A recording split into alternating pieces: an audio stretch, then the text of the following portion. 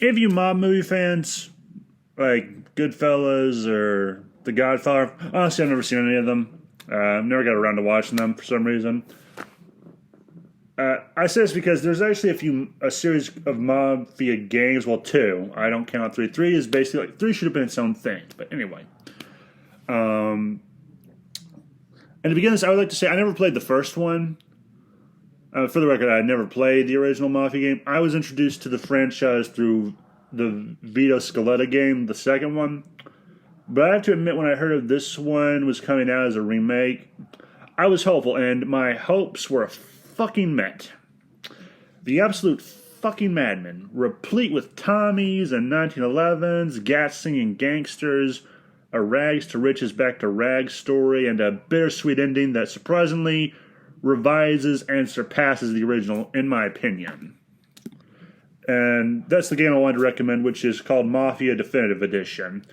The graphics are well done. There are still some issues. For example, one time Polly didn't want to move after we exited a building in Chinatown for some reason. But beyond that, thankfully that was remedied by the fact of there's a reload option, so I just reloaded to the previous checkpoint, which was seconds away from where I was.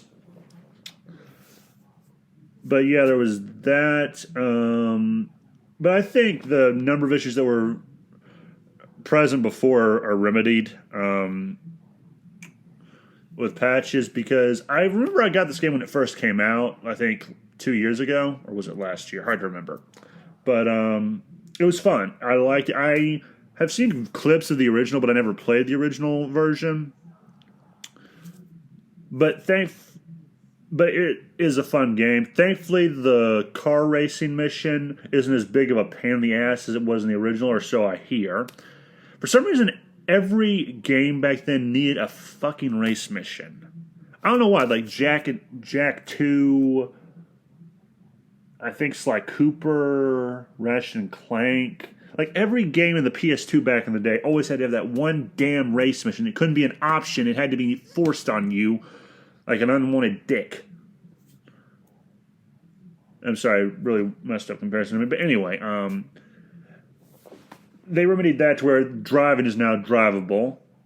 Like, I don't even drive in real life, and I know driving should not be this difficult. But anyway, you play as Tommy Angelo, an Italian-American who goes from working as a cabbie in Lost Haven, a stand-in for Chicago, I'm assuming, to a capo in the Salieri crime family alongside two friends, Sam and Polly. You do a number of missions, collecting money for protection, rum running. Well, not rum running. It's in Prohibition. So, like, you know how alcohol was illegal back then? You're part of that with how it is in Chicago. You beat some people up, getting a shootout with coppers, assassinations and gang war, like mob shit. And ultimately, you play as an anti-Vito. Now, if you don't know what I mean by this, just to be scarce on spoilers, I will say this. The difference between the protagonists of the first and the second game is one chooses salvation, which is family. The other chooses damnation, which is the mob. And just play the game to find out what I mean by this. Like, play both of them and you know what I mean. Well, one didn't choose damnation necessarily. It's like he just had nothing else to go to. So, anyway. Fun game. The graphics are unbelievably breathtaking. Or I thought they were. And best of all, this is something I didn't find out till I think last week when Razorfist was playing the game, which caused me to go back and play it. There is a fucking Noir mode.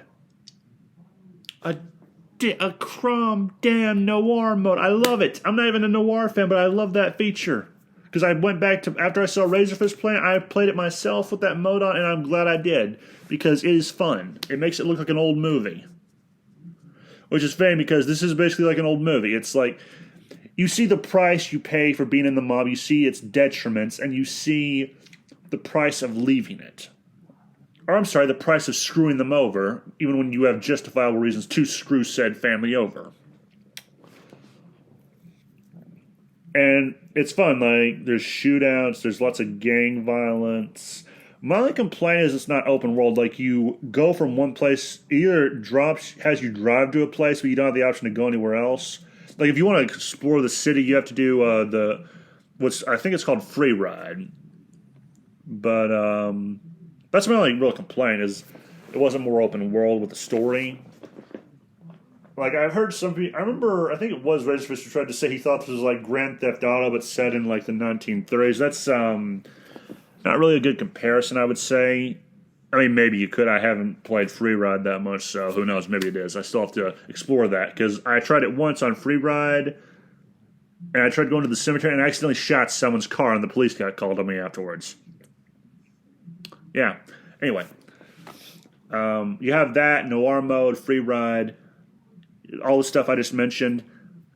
It's a fun game, and I know I say that a lot, but it is fun. It was very engaging. I felt immersed. Like, I gave a shit. That is where a game should always succeed. A game should always succeed in making you give a shit. If you do not give a shit, the game developers have done a massive disservice to themselves, to you, and your money. That's the best way I can describe it. So they did a good job in making me care. And I skip most of the cutscenes. I still give a shit about what happens in the game. Like, I'm the kind of guy who just wants to go around shooting stuff. And there's probably something wrong with me, but fuck it. And I like the relationship between Tommy, Sam, and Polly. It's a really good friendship. I like the actors they had portraying them. Like, you really feel it. Or I did anyway. I really felt, again, invested in this game. I liked the extra scenes with Sarah. And yeah, it's just a really good game. If you haven't played it, check it out, please. I implore you. I implores you. And don't be like Bill Williams and shoot me for saying implore. Anyway. Yeah, I think that's all I want to say. Oh, I should also say, health is a bitch in this game, so be careful how you go about it. You can die real easily. Like, I remember that was my problem with Mafia 3 was you could die real easily if you're not careful. And Mafia Definitive Edition, it's like Mafia 1 but with better graphics and basically the Mafia 3 kind of mechanics. Minus the Grand Theft Auto comparisons. And I think that's where I'll end the video. Just have a good day, and really, dude, if you don't want to at least check it out, like watch videos of people playing it, you'll see what I mean. Like there's videos of the cutscenes online. I watch those sometimes whenever I'm not playing the game, just to listen to them. And it's kind of like the best way I can look at this game is it's like a tragedy. It's like the tragedy of this one guy who goes from being like wanting to make a living for himself to doing whatever it takes to protect his own family. And you see his character really shine. I think the one thing that makes Thomas Angelo stand out is he's not a yes man. He doesn't do whatever the family says completely. There are these moments where you see that. Like, that's what separates him from Vito. Like, Vito is the kind of guy that if the mob says to kill you, he will come to your house and shoot you in the face in front of your family and then go on with his day. That is Vito Scaletta. And for the record, I like Vito. But at the same time, he could be a bit of a dick. And, yeah, that's about all I can really say on the game.